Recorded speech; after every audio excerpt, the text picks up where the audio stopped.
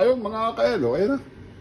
Kain ng bulsa tayo. Saktong-sakto lang actually yung toyo ko. Tapos tinodo ko nga kasi yung kanin ko. Ganun lang naman ako. Okay, hindi ko man tikman pero other than that, Italian. No? Italian na Italian ang dating. Italian sausage. Ano? Fried rice. Okay, tayo dyan.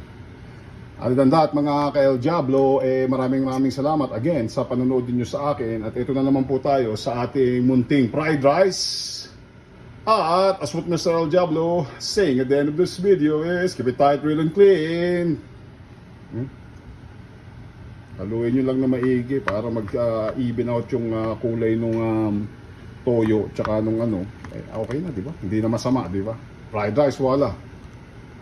Italian pork sausage fried rice ni Mr. El Diablo.